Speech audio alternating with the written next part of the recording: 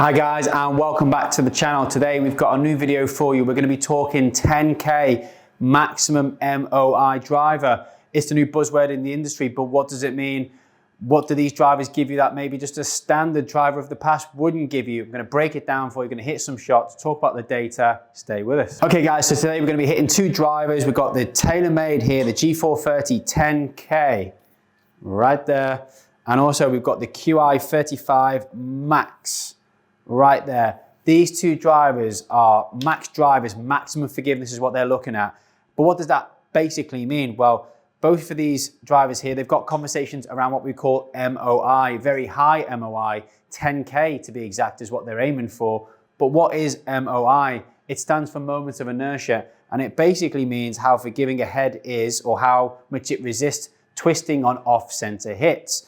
Now that's important because that's going to help keep your drives straighter, and it's also going to retain a little bit more energy in that strike as well. So MOI, all drivers have MOI, but of differing levels. What makes a driver high MOI, I hear you ask? It's all down to where the actual center of gravity is positioned within the driver head. So you'll see with these particular models here, the CG placement is right at the back, as far back and as deep as they can possibly get with these particular drivers here. That's the Ping. And if I just show you the TaylorMade as well, all the way back, that weight has been positioned, you know, the mass here in this particular head is right at the back here.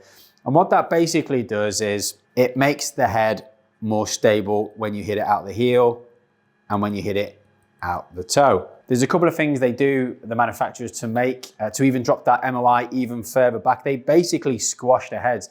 So when I hit some shots with these later on, I'll describe what they look like down by the golf ball, but they're almost going to look squashed compared to other models, previous models, certainly models, if you go back, 20 years ago, 25 years ago, driver heads would have been a completely different shape back then. One, they were smaller for a start, so that also meant that they couldn't be quite as stable and MOI would have been dropped.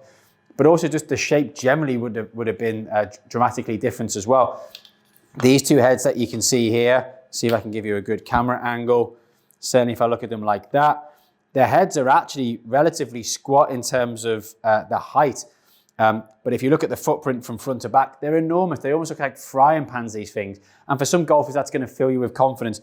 For other golfers, it's not going to be a great fit. So I'm going to hit a few shots of each of them, talk to you about which of these drivers is going to suit which particular golfer. Is either of these models more forgiving than the other? Is one living up to the hype? Is the other one potentially not? We're going to get into it. All right, so first of all, I'm going to talk to you about, we've got here the Ping G430 10K, and this came out actually in 2024, but it's continued on, it's in line in 2025 as well. And really, this is the first time that we saw, in terms of the crown construction from Ping, they moved in a slightly different direction, and they started to integrate a little bit more carbon into their crown here, this carbon fly wrap that they call it effectively here. And what that allowed them to do is the weight that they saved in the crown, they're able to take it deeper and more to the rear end of this particular driver head. Now, Ping drivers have always been extremely stable, and in the past, conversations haven't really revolved always around MOI. It's always been about ball speed, ball speed, ball speed, and rightly so, because with the driver, you want to try and hit this thing as far as possible, right? But with the 10K, what this is really looking at and who this is really aimed at is the golfer who moves strike across the face, really struggles to hit the fairway, heel and toe strikes. It's designed at that golfer who just wants to try and get the ball in play and will do anything for that. And that's where 10K drivers really might benefit that particular golfer. So looking at the Ping G430 here, it's an extremely big footprint from front to back here. I mean, it looks absolutely enormous, certainly bigger than the driver that I play. To be honest, I use more of a lower spin model, and my driver is definitely a little bit more squat from front to back, and it has a deeper face on it. So for me, visually, that looks like an enormous head. Now, driver heads can only be a particular head size. They can't be over 460 cc. So actually, as a footprint, it's not over 460 cc, but it's just shallower in terms of height this way, and it's quite deep this way, and it's very deep from front to back. And that allows Ping to get that CG placement as far back away from the face as they possibly can.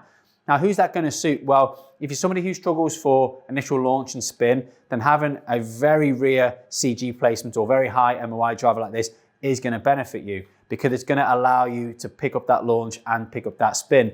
Now that is one of the pros and one of the cons for these drivers, because if you're not looking for additional spin, then really a 10K or something that's got that really rear CG placement like these models have done, it's not going to be for you, because it's only going to kick your flight up in terms of your launch and your spin. But if you're somebody who's a low ball hitter, or let's say a lower club head speed player, so you don't have a huge amount of velocity on your golf shots, then certainly the 10K might be a driver for you to try. Now I'm going to hit some shots with this just to see how it swings for me. It's got one of Ping's stock outer CB 55 gram shafts in a regular. So I'm not going to go full bore at these. I'm just going to put a nice steady swing on it, see what the performance is like, give you a little bit of a feel for acoustically how it sounds, how it feels off the face. I'm going to try hit some shots at the heel and the toe just to see how this driver performs in those positions as well. Okay guys, so down by the golf ball, I mean, there's a lot of real estate down there, and it really does give me the confidence that this thing is going to launch. This is a 10.5 degree driver, but I would say when I put that down by the ball, it looks like it sits with more loft than 10.5 certainly. I typically play a 9 degree driver, so I'm expecting this thing to go up into orbit. I know they have multiple lofts in this head. They've also got a 12 degree head if you really struggle to launch the golf ball. So it's definitely worth trying the different lofts as well to see which one of those lofts optimizes your launch and your spin characteristics. So let's have a little look here.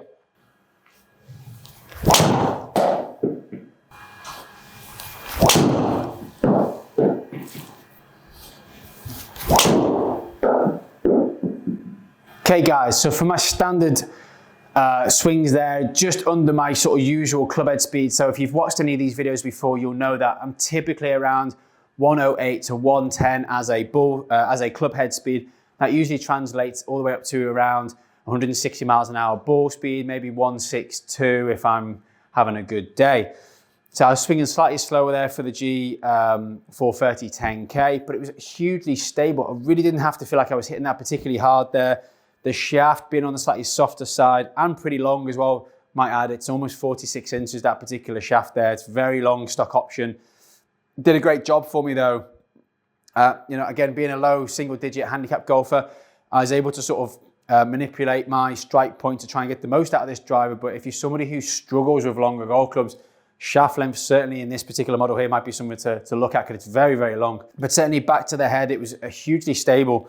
I could feel that as well. It created great dispersion for me. Slight draw, as I'd sort of expect from a lighter shaft, and also where the CG placement is. And I would say this is probably neutral to slightly draw biased as a model as well. But it felt absolutely fantastic out the middle of the golf club, and the numbers were pretty good based on my club head speed there being about 100 miles an hour. And I'll break those down for you in a second. But I'm now going to hit a couple of shots out of the heel and the toe just to see if I can really feel that deflection that you get on the head when you do that. Going to test this 10K MOI.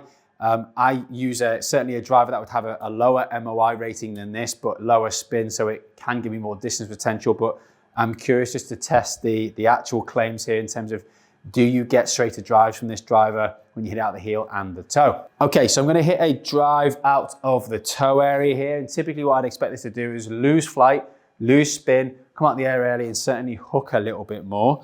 So let's see if I can produce one of those.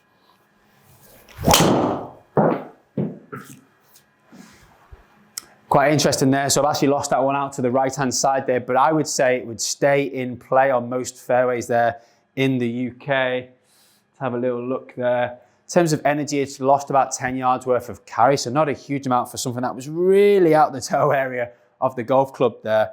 But it actually held its line really well as well. So definitely didn't lose any launch or a huge amount of spin as well for a strike there. But you can see that particular strike, sometimes the gearing will close the face and sometimes the gearing will remain it open. Because I'm a draw the golf ball, sometimes if I'm coming from in to out and I hit out the toe, I lose it to the right-hand side there, which is exactly what happened in that shot there.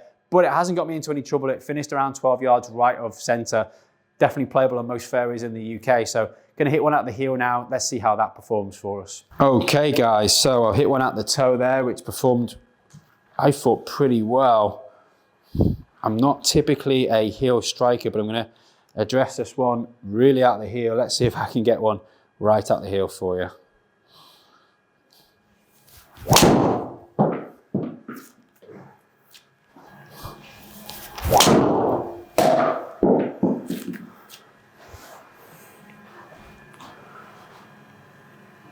Wow, so that's amazing. That one definitely out the heel that I just hit there. It was a pretty good swing, but certainly just the strike was out the heel area of the golf club, and it really retained quite a lot of energy, that one. It pretty much didn't drop any carry distance compared to the ones that I hit pretty central just before that. And you could see it was just trying to fade back into the center of the fairway. So I pretty much had an equal split of around 12 yards right on the toe strike, and about 12 yards left on the heel strike there. So didn't get the traditional gearing that I might do sometimes, or I would expect. I typically expect my heel strikes to maybe move more to the right, my toe strikes to move to the left. But again, that depends largely on the dynamics that you're producing in your golf swing. Either way, what we're really interested in is that we haven't hit the ball out the middle of the golf club. We want it to be right down the middle of the fairway, right? And what really surprises me there, and what I'm very impressed with, is the transfer of energy, because my ball speeds obviously remains pretty similar to my good strikes, because I didn't really lose that much distance there. So certainly the spin was up, so I didn't see as much total yardage, but through the air, I pretty much didn't lose any distance compared to the previous 3 shots that I hit. And I'll cover that at the end of this video right now. Okay, so I've just hit a couple with the G430 10K, and the results were very impressive. In terms of the overall dispersion from left to right, when I hit the club out the heel and the toe, we're talking about 24 yards, which would typically still hit most fairways in the UK. Let's assume most fairways in the UK being around 30 yards, so 15 each way from the middle. Certainly even the ones at the heel and the toe were finding the middle of the fairway, which is absolutely fantastic, exactly what you guys, recreational golfers, will be looking for. In terms of, again, loss of energy out the heel and the toe, there was a bit of a difference there. So I was averaging around 100 mile an hour club head speed there, and had some fantastic ball speeds of about 150 with my better strikes. I found there was around 4 miles an hour lower when I hit one out of the toe area, and really there was only around 1 mile an hour slow when I hit it out the heel. The toe strike naturally produced a little less, a little higher launch but a little less spin, and the heel strike produced a little lower launch and a bit more spin. But overall, the front to back dispersion wasn't particularly large there either. So some tough results for the TaylorMade, the Qi35 the Max to beat. But what does this driver, where does it differ? What does this one bring to the market here? So again, massive footprint. Again, they've got their sort of infinity crown, so they're talking carbon fiber. And if there's a little bit of carbon fiber on the Ping driver, but there's a lot of carbon fiber in the TaylorMade drivers, you've got the crown, the sole, and even the face there as well. Not to mention the fact that you've also got twist face in here as well. So as well as being hugely stable, 10K MOI because of the huge footprint of the head and that 35 grams, should I say, of tungsten in the back here, which drags a lot of CG back here. But you've also got a technology that TaylorMade now swear by, because they've had it in several models, twist face. That's gonna certainly exaggerate, or is designed to sort of enhance the bulge and the roll effect that you get on drivers. That's another video for another time, but there's plenty here for this driver in terms of technology. So I'm just gonna, again, hit a couple out the middle, try and keep that club head speed to around 100 miles an hour for a fair test. I'm gonna hit a couple out the heel, out the toe, see if that dispersion's any bigger than what the 10K Ping provided, because that was absolutely fantastic just there. So gonna hit a few. Okay guys, so let's give you some initial thoughts down by the golf ball. So I would say it's around the footprint than what you see in the G430 10K. Also, I would say the back edge, it doesn't hug the ground as much as what the 10K does. So if anything, the G430 I should say. So if anything, the CG is a little bit lower, a little bit further back in the Ping, although both of them similar MOIs, bear that in mind. I'd say the head is a little bit deeper on the TaylorMade model, certainly. It's a nice appealing head, you know, it looks great. Love the sort of infinity crown in terms of that carbon fiber look that it provides. I've hit Qi35 models so far this year for other videos. Really enjoyed the feel and the performance of them so far. So let's hit a few of this. I've just got one of the stock option shafts in here. This is the Airspeeder 50 Reg, so similar sort of weighting certainly to what the outer CB was. Again, this is just one, if you were going to buy this driver off the shelf, you would get this, this particular shaft with it.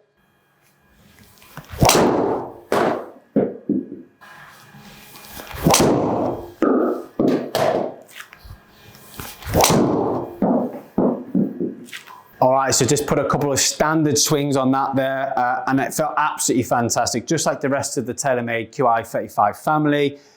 Feel off the face, nice and quick, good feedback. Down by the ball, a lot of real estate. It looks like a big head, this one, but that filled me with confidence there. Again, it's got a little bit more loft on it, and the shaft's a little bit softer and lighter than I would typically play for me personally. But if you're somebody who wants to feel like the club can move nice and quick and can provide lots of launch, lots of spin, lots of forgiveness, this is definitely another model that you'd have to hit. That one just felt so stable there on those strikes, and they were pretty centered. I mean, might be able to see one of the marks right there. The ball speed was fantastic as well. Again, managed to keep the club head speed to in and around sort of 100 miles an hour. The ball speed pretty much at 150, so maximum what we call smash factor being achieved there right out the middle of the head. And bear in mind with these heads here, when fitted in terms of the correct sort of loft and shaft as well, they will produce the same amount of ball speed that you would get out of any other head, because what we call COR, so the trampoline effect on the heads, will be just as high, to be completely honest with you. These are going to be just as hot as anything else. Ultimately, very, very similar to where the Ping was. The numbers pretty much exactly the same. When I got it right out the middle, the launch on the higher side, the spin on the higher side, for me, you're looking at around 14 and 2.5 to 2.6 on the spin, depending on the strike point, and very straight as well. So slight draws on there. I felt like it was maybe a hair more draw bias than I did out of the Ping. No problem from turning it over from right to left, which is my usual shot shape there. But ultimately, the dispersion circles are going to be very, very close together on those two drivers. So out the middle, they perform very similar. Now I'm just going to hit one out the heel and out the toe. Obviously, the TaylorMade driver does have twist face, so does that give it the advantage over the Ping, the 10K? We're going to have a little look now.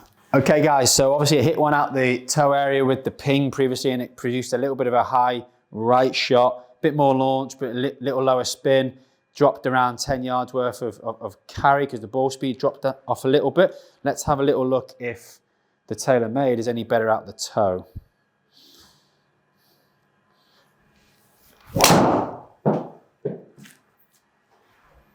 Well, it's produced almost exactly the same flight. Distance has pretty much stayed up actually, so the transfer of energy on that particular strike there was pretty good. Almost up at that sort of 250 carry, which is where I was hitting almost my best strikes out of with this particular model here. Kept plenty of launch on it. Didn't check the spin number out exactly there, but I was more bothered about, did I lose any more yardage compared to where I did with the Ping? Of course, no strikes were exactly the same, but that felt like it was pretty much at the toe there. And you can see it produced that sort of high right shot for me, which seems to be what I'm getting with that particular strike pattern with my characteristics today. But really interesting. Now I'm going to hit one out the heel. Let's see if that's any different. Okay, so I have to work a little bit harder to hit the ball out the heel because it's not my typical strike. Let's have a little look what I can do. Okay, so hit that one pretty much out the heel, definitely. What was quite interesting is it seemed to pop up the flight a little bit, and it definitely drew a little bit there as well, which is quite interesting for that heel strike.